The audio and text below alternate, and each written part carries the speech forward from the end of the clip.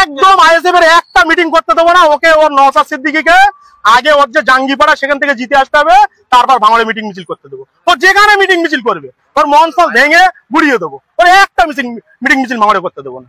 আজকে পার্টি একটু পাওয়ার দিয়েছে বলে নিদান দিচ্ছে পিটাবার, কালকে পার্টি পাওয়ার কেড়ে নিলে হবে কোথায়? পোলেরহাট 2 নম্বর একটা নেতা ছিল গো, এখন বুলাকের নেতা, পোলেরহাট অঞ্চলের নেতা, কি নাম বলো না গো, আর নাম নিতে হবে না, পোলেরহাট 2 নম্বরে বাড়ি, বুঝতে পারছেন তো?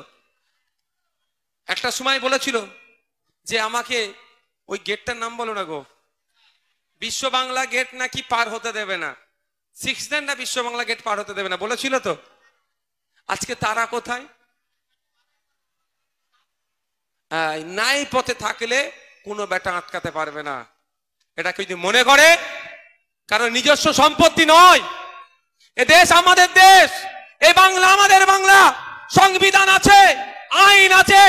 আজকে আপনি যদি মনে করেন কিছু প্রশাসনকে, সরকারের লোককে হাতে রেখে আইন বহির্ভূত কাজ করবেন, একটা কথা মনে রাখবেন, পৃথিবীর ইতিহাস দেখুন, বাংলার ইতিহাস দেখুন, ভারতবর্ষের ইতিহাস দেখুন, একটা সময় যারা অন্যায় করেছে পরবর্তীতে তাদের কি দুরবস্থা হয়েছে একটু ইতিহাসটা তুলে দেখুন। আজকে আপনি উপরে আছেন, অন্যায় অনর্থক কথা বলছেন, সাংবাদিকদের পেটানোর নিদান দিচ্ছেন, মানুষকে মারার কথা বলছেন, মানুষকে উত্তেজিত করছেন, কালের ক্রমে আপনি উপর থেকে নিচে আসবেন, সেই সময়টা আপনার কি হবে এখন আপনার ভাবা দরকার। আচ্ছা, আপনাদের অসুবিধা হচ্ছে কি?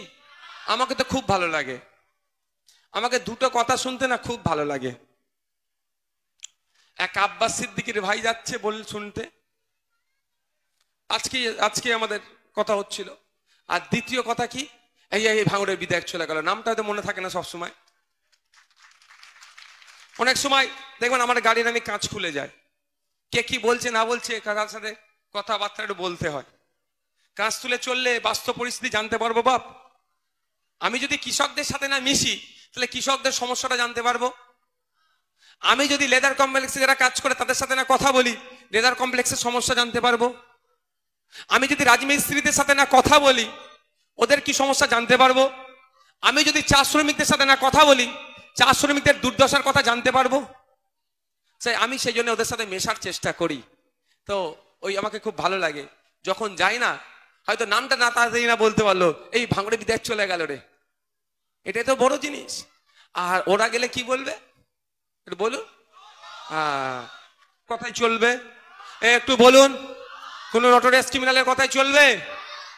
এ তো বলছিল কি শাড়ি ফাড়ি দিচ্ছে আবার, হ্যাঁ ওরে বাবা, আমি ভাই দিতে পারবো না, আমি তোলাও তুলতে পারবো না,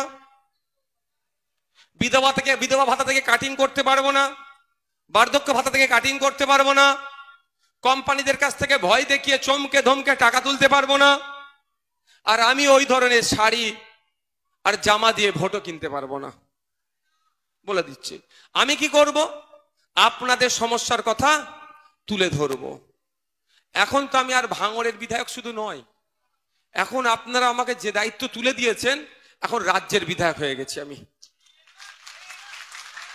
আমাকে ভালো লাগে, ফোন করছে কোথায়, ভূতনি থেকে, মালদায় ভূতনি থেকে ফোন করছে, তারা ডাকছে আপনি একবার আসুন। কাকে ডাকছে? ভাঙড়ের বিধায়ককে। আমাকে আমার ভিডিও পোস্ট করে আমাকে ডাকছে পদ্মা ভাঙনের মুর্শিদাবাদের তারানগরে থেকে, যে ভাঙড়ের বিধায়ক একবার আসুন। আমাকে কারা ডাকছে? 2022 স্টেট উত্তীর্ণরা, যে ভাঙড়ের বিধায়ক আমাদের মিছিলে পা মেলান। আমাকে কারা ডাকছেন? বিষ্ণুপুরের বিদ্যুৎ মন্ডলের পরিবার, যে আমার ছেলেকে খুন করেছে, একবার আমাদের পাশে এসে দাঁড়ান, আমাদের বিচারের জন্য আওয়াজ তুলুন। আমি কোথায়, ভাঙড়ের বিধায়ক কোথায় যাচ্ছে? তামান্নাকে খুন করেছে তার পাশে চলে যাচ্ছে। ভাঙড়ের বিধায়ক কোথায় যাচ্ছে? চোপড়াতে আদিবাসীদের উপরে আক্রমণ হয়েছে তার পাশে গিয়ে দাঁড়াচ্ছে। ভাঙড়ের বিধায়ক কোথায় যাচ্ছে? পুরুলিয়াতে দলিত আদিবাসীদের উপরে আক্রমণ হয়েছে তাদের পাশে গিয়ে দাঁড়াচ্ছে। ভাঙড়ের বিধায়ক কোথায় যাচ্ছে? সে ইসলামপুরে ছুটে চলে যাচ্ছে। ভাঙড়ের বিধায়ক রাজ্যের প্রতিটা অন্যায়ের বিরুদ্ধে, যারা অন্যায় করছে তাদের বিরুদ্ধে কথা বলছে, আর যারা অত্যাচারের শিকার হচ্ছে তাদের পাশে দাঁড়াচ্ছে।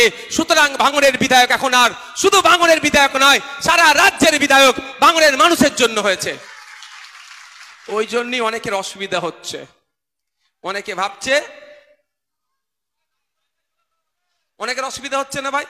বেশি সময় নেব না, শুধু দুটি কথা আপনাদের সামনে তুলতে চাই যে আজকের সময় দাঁড়িয়ে গোটা রাজ্যে রক্তের যে আকাল, এই রক্তের আকালকে সামাল দেবার জন্য প্রত্যেকটি রাজনৈতিক দলের নৈতিক কর্তব্য, নৈতিক দায়িত্ব হলো রক্তদান শিবির করা। আমাদের রাজ্যের শাসক দল তৃণমূল কংগ্রেস, যারা প্রত্যেকটা জায়গাতে, প্রত্যেকটা অঞ্চলে, যাদের নাকি ক্ষমতা এমন যে এক ঘাটে বাঘে গরুতে জল খায়, আমরা এত বছর ধরে দেখে যাচ্ছি, গত 15 বছর ধরে এই রাজ্যের ক্ষমতায় তৃণমূল কংগ্রেস আছে। এই তৃণমূল কংগ্রেসের পক্ষ থেকে আমরা দেখতে পাই না এত বছর পরেও আমাদের রাজ্যের যে হাসপাতালগুলো আছে, যে ব্লাড ব্যাংকগুলো আছে, সেই ব্লাড ব্যাংকগুলোতে রক্তের জন্য যে আকাল পড়ে, সেই আকালকে সামাল দেওয়ার জন্য কোনো সরকারি ব্যবস্থা এখনো অবধি করে উঠতে পারলো না আমাদের এই রাজ্যের সরকার। আমরা আইএসএফ এর পক্ষ থেকে বারংবার, শুধুমাত্র এই ভাঙন নয়, গোটা রাজ্য জুড়ে আমরা এই রক্তদান শিবির করছি, এবং করছি একটাই কারণে, কারণ আমরা মনে করি যে আমাদের রাজ্যে যে 10 কোটির কাছাকাছি মানুষ বাস করেন, সেই মানুষদের জন্য যে পরিমাণ রক্ত ব্লাড ব্যাংকে থাকা দরকার, সেই পর্যাপ্ত রক্ত কিন্তু ব্লাড ব্যাংকে নেই। অথচ এই ব্লাড ব্যাংকে রক্ত থাকার জন্য, কারণ রক্ত এমন একটা জিনিস, এটাকে আপনি মাননীয় নওশাদ সিদ্দিকী মহাশয় উপস্থিত, ইন্ডিয়ান সেকুলার ফ্রন্টের দক্ষিণ 24 পরগনা জেলার সভাপতি, আমাদের সকলের প্রিয় মাননীয় আব্দুল মালেক মোল্লা মহাশয় উপস্থিত, আইএসএফ এর একমাত্র জেলা পরিষদ সদস্য রাইনুর হক মোল্লা মহাশয় সহ ইন্ডিয়ান সেকুলার ফ্রন্টের ভাঙড় বিধানসভার অন্তর্গত প্রত্যেকটি অঞ্চলের এবং বিধানসভার সকল সংগ্রামী নেতৃত্ববৃন্দ, এবং তার সঙ্গে আপনারা যারা এখানে উপস্থিত হয়েছেন, তাদের সকলকে সবার প্রথমেই অসংখ্য ধন্যবাদ এবং অভিনন্দন জানাই আইএসএফ দক্ষিণ 24 পরগনা জেলা কমিটির পক্ষ থেকে।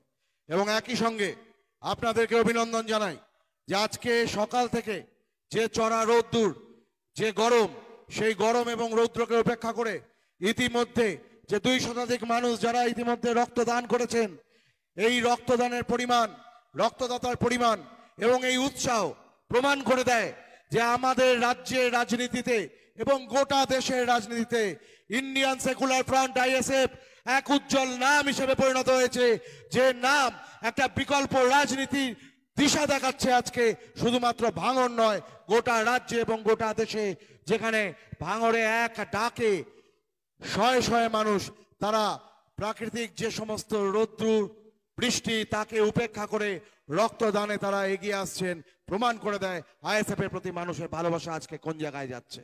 এবং আজকে আমরা স্মরণ করতে চাই, আজকের যে দিন 19 অক্টোবর, আমরা স্মরণ করতে চাই একই সঙ্গে আমাদের দেশের স্বাধীনতা সংগ্রামী মাতঙ্গিনী হাজরা, তার জন্মদিন। সেই মাতঙ্গিনী হাজরা যিনি ব্রিটিশদের সামনে বুক পেতে দাঁড়িয়েছিলেন যখন ব্রিটিশরা আমাদের দেশের মানুষদের উপর অত্যাচার নামিয়ে এনেছিল, সেই অত্যাচারের সামনে দাঁড়িয়ে যিনি ব্রিটিশদের গুলি বুকে নিয়েছিলেন এবং শহীদ হয়েছিলেন, সেই মাতঙ্গিনী হাজরার আজকে জন্মদিবস। সেই জন্মদিবসের এই মহতী দিনে আজকে যে রক্তদান শিবির, এই রক্তদান শিবিরে এসে আজ আইএসএফ দক্ষিণ 24 পরগনা জেলা কমিটির পক্ষ থেকে